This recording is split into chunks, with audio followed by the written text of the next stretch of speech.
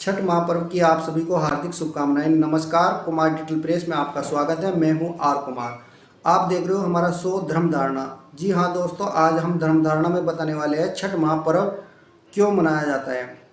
छठ महापर्व भारत के झारखंड, बिहार, उत्तर प्रदेश, पूर्वांचल राज्यों का मुख्य त्यौहार है, मगर आजकल प्रवासियों द्वारा पूरे भारत में इसे बड़े उत्साह उमंग के साथ मनाया जाता है। दोस्तों, इसे कार्तिक शुक्ल षष्ठी के दिन मनाया जाता है और यह सूर्य देव भगवान की उपासना का त्यौहार है।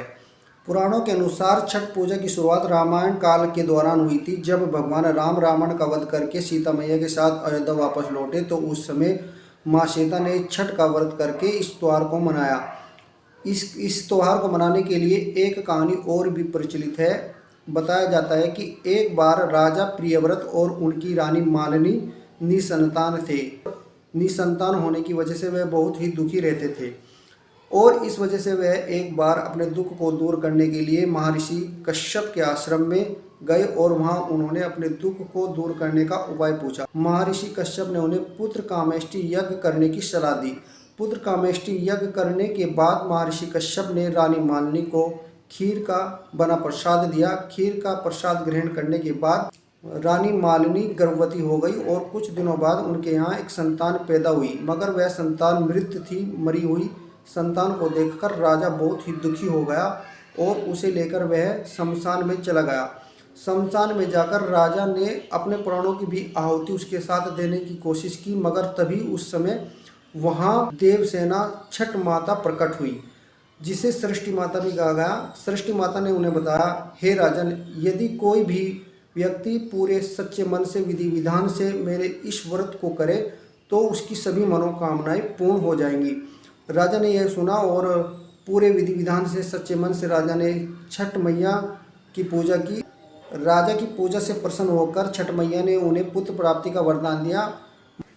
माना जाता है जिस दिन राजा ने पूजा की थी उस दिन कार्तिक शुक्ल षष्ठी का दिन था और आज तक यह प्रथा चली आ रही है।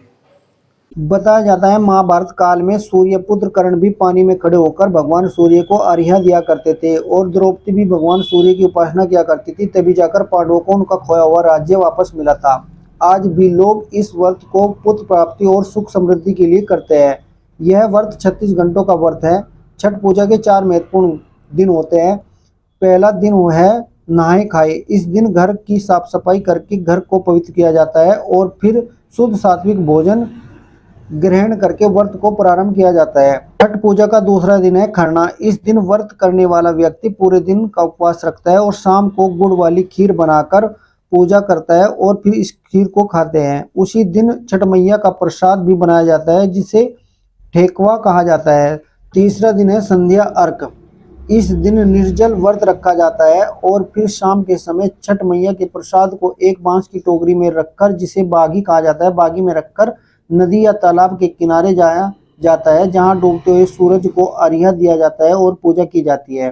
चौथा दिन है उषा अर्घ्य। अगले दिन सुबह फिर व्रत रखने वाले लोग सभी उसी घाट पर इकट्ठे होते हैं और उगते हुए सूरज को अर्घ्य देते हैं और फिर छठ मैया के प्रसाद से और कच्चे दूध से व्रत को खोलकर व्रत को पूर्ण करते हैं। तो दोस्तों, इस प्रकार छठ मैया के व्रत को रखा जाता है। अगर हमारे द्वारा दी गई जानकारी आपको पसंद आई हो तो हमारे चैनल को सब्सक्राइब करें, लाइक करें और शेयर करें। छठ मैया आप पर कृपया बनाती रहेगी। अगली वीडियो में हम फिर मिलेंगे, तब तक के लिए नमस्कार।